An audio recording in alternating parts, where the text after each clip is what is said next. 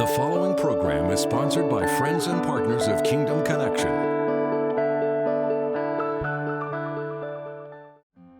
Today on Kingdom Connection. When you connect to a tree called Calvary, God has a vision for your life. And He will allow all of the things that you've been through to become the DNA of a leader. And I know that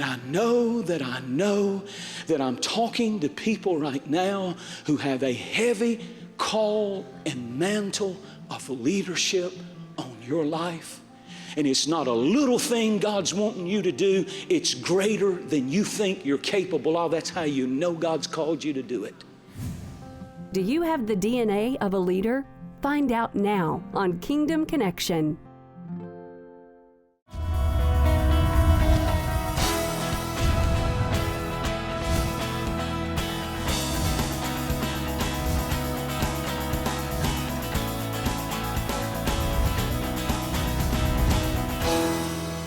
So today I want to talk about when God is putting together a leader, there is a three-step process that God will take you through that I'm going to use the letters D, N, A to tell you how you know that God's hand is on your life for leadership. And you may say, well, I'm not a leader. Every person in this room is called to leadership.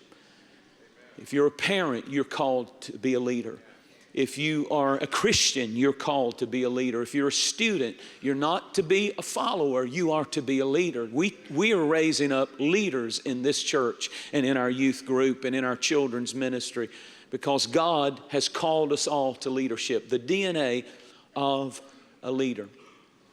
What I'm going to share today, I think, is very powerful if you'll let it speak to you, because many and all of you are on a process that God has you on of developing you into a leader. And you're going to see yourself in one of these letters, one of these words. I'm going to take those three letters, D and A, and I'm going to start backwards and read like the Chinese from left to right. Instead of going D and A, I'm going to start with A and then use N and then use D, because it's my sermon. I can do what I want to. And I want to end on my last point. So here I go. Everybody say the DNA of a leader. And the A stands for a word that you're going to have to get very much acquainted with if God is going to use you in leadership. And the A stands for alienation.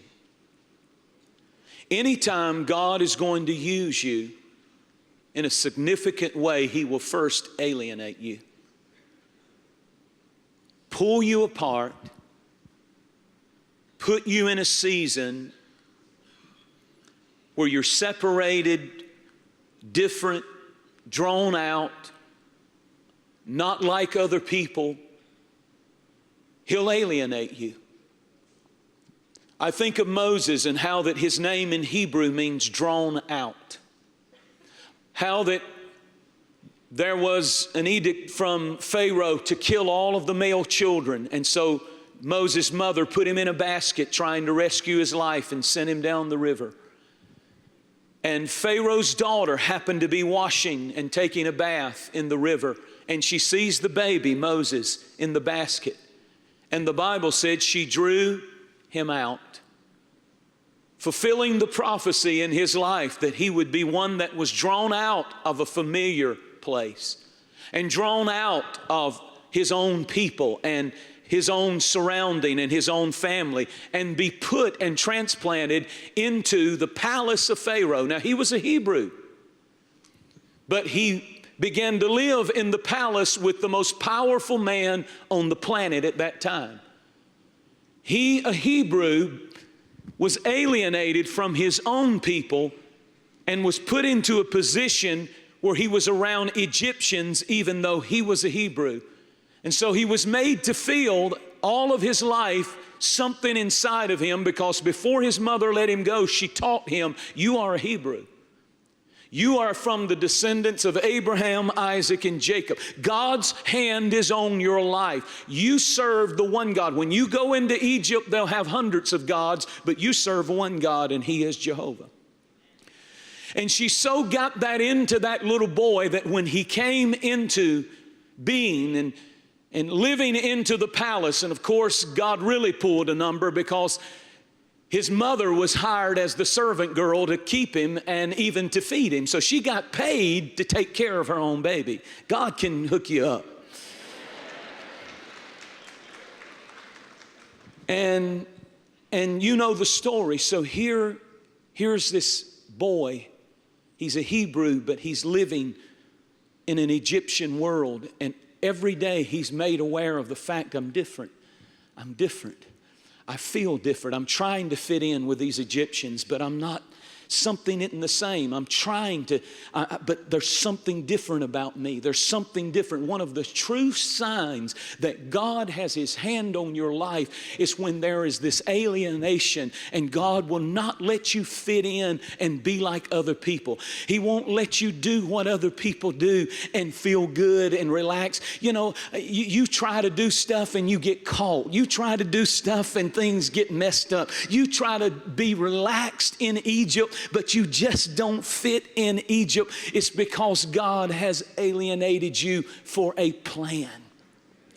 He has His hand on you. And some of you are going through a season of alienation.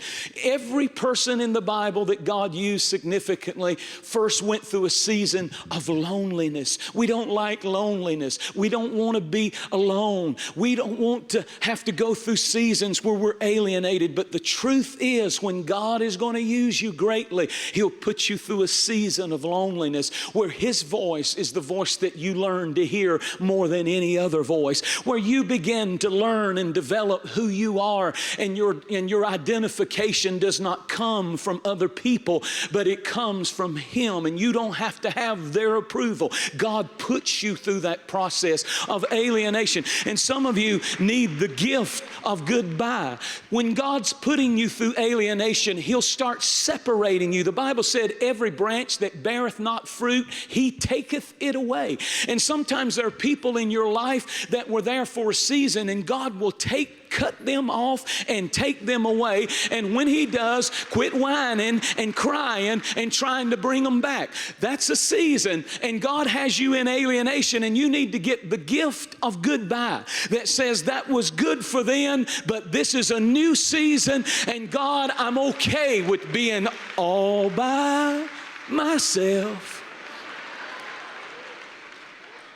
Some of you are so freaked out that are single because you don't have a date or you're not going with anybody. Maybe God needs to alienate you to get you ready for more than somebody or anybody. Maybe He's got the person that you're supposed to hook up with for life, but you're not ready for it.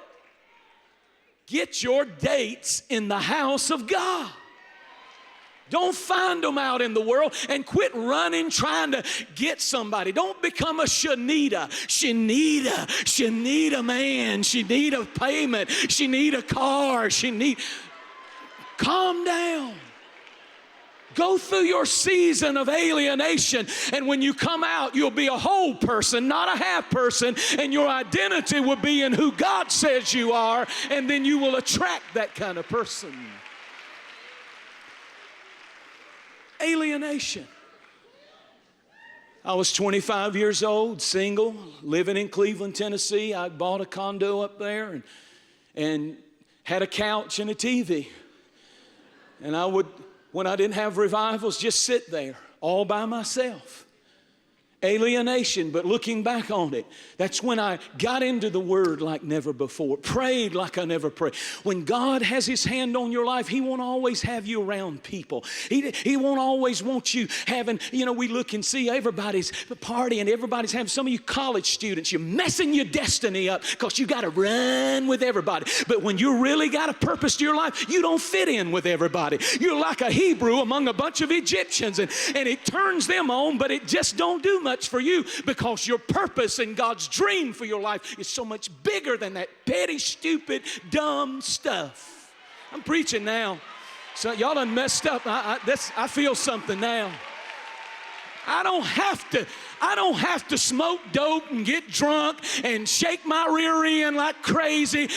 Maybe I don't need to go through all of that to know I don't need that. Maybe I can skip 30 years of stupidity and find my destiny and say, let no man despise my youth. I'm going to live every day for Jesus. Come on, somebody. You hear me in this place. Don't be afraid to walk alone. Sometimes you need standalone faith. Don't care if you're going to stand with me. Don't care if you think I'm a freak because I don't party like you party. And I don't drink like you drink. And I don't like you do in the name of the Lord. Hallelujah.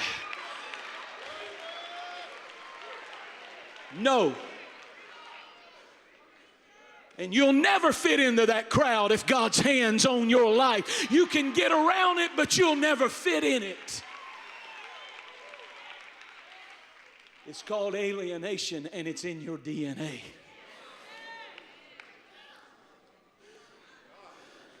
I look back over my life, and God let me get sick when I was a teenager. Had boils all over my body, bumps all over my face. Embarrassed, humiliated. What was God doing alienating me? I wouldn't be in the ministry if that stuff hadn't happened to me. Alienating me. He said, my plan for you is so great, I can't let you run with the people you want to run with because they'll take you down a plan and a pattern that everybody else goes down. And do you want to be like everybody else, or do you want to be my man? Do you want to be like everybody else, or do you want to be my woman? Woo, I feel this. When God has His hand on your life, you've got to develop standalone faith that says, I can't help what you do, but as for me, I have made up my mind. I am not ashamed of the gospel of Jesus Christ. Not ashamed. And then there's the N of DNA, the exposure to national leadership and national vision. What do I mean by that? Notice that when God was going to use Moses, He had to pull him out of his little village. He would have stayed in that little neighborhood the rest of his life and lived in that little village and had a small town mentality and had small dreams and thought little things and lived a little life, and all of the people would have boxed him in and said, you're just Moses and you belong over here in this little section of this little village. You're nobody and you're never going to. But God said, if I'm going to make him into the leader that I've called him to be, I've got to pull him out of all of that which is familiar and comfortable, and I've got to put him under national leadership, national vision. And so God puts him in the house of the most powerful man, Pharaoh, on the planet at that time in history. And suddenly his eyes, his ears, his heart, his mind begins to get stretched. He begins to see what a big world it is, what a big nation it is, how powerful Pharaoh is, how big his dreams are, how mighty the things he can accomplish. What is God doing? God is exposing him to national leadership so it will stretch his dream, stretch his thinking, break him out of small mentality and cause him to see and to dream and to think bigger thoughts, because God said, I gotta have a guy that can believe that I can bring 2.5 million people out of Egypt and raise up a nation from a bunch of slaves. And in order for that to happen, I've got to expose him to national dream, national vision, national leadership, because you will only grow according to the people you associate with. And when God has his hand on you, he will begin to cause you to associate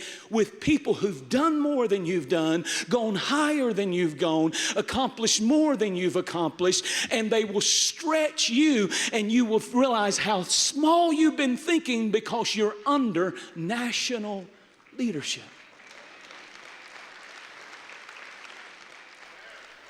The letter is the D in DNA. And that D stands for divine discontent, divine dissatisfaction. This is the part of the story I really want you to get.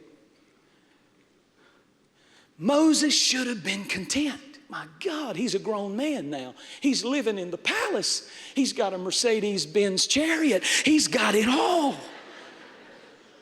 He's living in the lap of luxury. Why is he not content? Why is he dissatisfied? Why does he watch a Hebrew beating an Egyptian beating a Hebrew and it bothers him? What does he care? He's living in the palace. There's a discontent in him that sees an issue and just can't look the other way. Something in him is stirring, saying, you need to do something about that. You need to try. You need to try. You need to do something. You know you're called. Part of your destiny is to set my people free. And that was his destiny kicking around. See, you know what you're assigned to by what makes you angry. What bothers you? What pushes your button? Other people, it's no big deal, but that's your thing.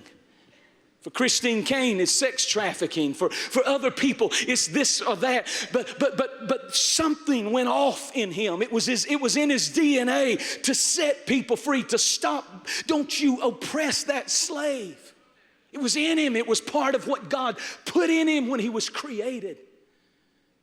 And he couldn't help himself. Even though he had everything, he walked over and slew the Egyptian. Set the boy free. Then he had to run and flee for his life. 40 years in the desert.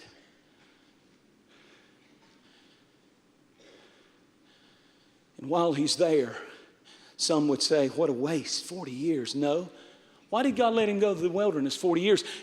Because he learned every water hole. He learned every shade tree. He learned how to deal with snake bites and scorpion stings. He learned how wherever trail went. Why was that important? Because he was going to bring 2.5 million people out, and he needed to not get out there and say, well, I wonder where we're going to go now. I wonder what we're going to do now. How do we survive 40 years out here? He had already done it. So now when he goes back, 40 years later, he has the DNA of a leader. He's been alienated. He sat under national leadership and got a big vision. He's got a discontent that even at the age of 80 says, God is not through with me. And I've been talking to a burning bush and it said, let my people go. And by the blood of the Lamb, they came out. By the water, they went through. You come out by the blood, and then you got to go through the water. That's baptism. And then you get under the cloud. That's the Holy Spirit leading you, guiding you. The Bible said they got out 3 days and were thirsting to death. And they come to an oasis. Oh, this is it. And they fall down and they start drinking the water, but it's bitter. Have you ever felt like that God had brought you through something, you'd been through the process, and finally this is it, and when you taste it, it's bitter? I thought this was it. I thought this was my breakthrough. I thought this was my answer. I thought he was the one. I thought this was it, but it's bitter. The Bible said Moses cried unto the Lord, and God showed him a tree. I want you to catch this. It had been there all the time. But God has a vision for your life of things that have been there all the time. Talents, gifts have been there all the time, but you can go your whole life when you're disconnected from God and not see what has been there all the time. God showed him a tree. And he took the tree limb and touched the water, and the bitter water became sweet. That tree is Calvary. And when you've been through alienation and when you felt like you don't fit in, your whole life, when you've been exposed to national leaders and yet nothing has happened, and when you've gone through a season and are in a season of divine discontent, you're just not satisfied, that's when you need to go to the watering hole, go back to Calvary and say, Lord, touch my eyes and give me a vision, for without a vision, the people will perish. One translation said, the people will go unrestrained. When you don't have a vision for your life, then you're susceptible to temptations and failures and setbacks. But when you've got a vision, that means you know where you're going, and it's not easily accessed by the enemy when you have vision. And God gave him a vision when he connected to a tree. And when you connect to a tree called Calvary, God has a vision for your life. And he will allow all of the things that you've been through to become the DNA of a leader. And I know that I'm talking to people right now who have a heavy call and mantle of leadership on your life. And it's not a little thing God's wanting you to do. It's greater than you think you're capable of. That's how you know God's called you to do it. And I refuse to let you get comfortable, and I refuse to let you get laid back at this season in your life. You're too young to retire and kick back and say somebody's going to do something. No, you're going to do it. Because God's hand is on your life. Whew. Now I feel like the mailman. I just put the letter in the box, closed it, and I'm about to piddle on down the road in my little truck. But I'm just here to tell somebody there's a mantle of leadership falling on you even while I'm preaching. Lift your hands up and say, Lord, give me a national vision. Give me a big vision. Give me the DNA of a leader. I receive the alienation. I receive people who've gone higher, power relationships into my life, national leaders, including my pastor. I receive the leadership to stretch my dream. I receive a divine discontentment, a dissatisfaction, a hunger for more, to do more, greater influence for your glory in Jesus' name. Now get up on your feet and let's just praise God a minute. Put your hands together and shout just a minute. Come on, God's stirring in this room. I believe today's telecast has been sent into your life, and I do believe that you have the DNA of a leader. I believe many of you have been through alienation, and you know what it is to go through seasons of loneliness and just being kind of cut off, but God had a purpose in it. It was to prepare you. It was to empower you. It was to turn your eyes and your ears and your heart back to Him. And others of you know what it is to be under national leadership and to have a national vision and even an international vision. God wants you to dream big. God wants you to be enlarged in what you can do for His name and His fame and His glory. He doesn't need small thinkers right now, and that's why His hand is on your life. And then I believe many of you can really relate to the last point that I just preached about, that divine discontent, that stirring deep in your heart, that you know, you were born for something. And as I mentioned in one of the messages in this series we're going to be in for the next few weeks, I tell you that you don't decide your calling, you discover it. And I believe that as you turn your heart fully and completely to God and say, Lord, here's my life. I lay it on the altar. I want your will. I want a life on purpose. I want the assignment for my life, that God will hear your cry. Maybe you've never really committed your life to Jesus Christ. Why don't you pray this prayer today? Just right where you are, say, Lord Jesus, I receive you as my Savior. Cleanse me and forgive me. I receive what you did at the cross. Through your shed blood, I am forgiven. Amen. You know what? That's what it's all about. And we would love to hear from you. There's a number on the screen, or go on our website. Tell us what has happened in your life as you've watched this telecast. And don't forget, you've got to get this message, and the series, Life on Purpose, is going to be a great blessing to your life.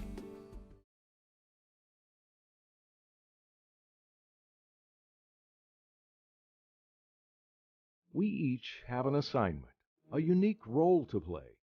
But you don't decide your path, you discover it. This month, for your gift of any amount, you can receive Life on Purpose, a new CD series with a study guide that will inspire you to follow your dreams, explore your God-given identity, and elevate your leadership. The truth is, when God is going to use you greatly, He'll put you through a season of loneliness where His voice is the voice that you learn to hear more than any other voice. And we're afraid of being different. We're afraid of being different. But it's the uniqueness that is your niche. Don't try to be like everybody else. Just be what God made you, full of the Holy Spirit. Or for your gift of $35 or more, you can receive the Life on Purpose kit, complete with the 2 CD messages, a study guide, plus Jentezen's Take Hold of Your Dream illustrated book, for anyone who has a dream and wants to see it fulfilled. When we understand our assignment, we can begin to live a God-sized life on purpose. Request the Life on Purpose kit today.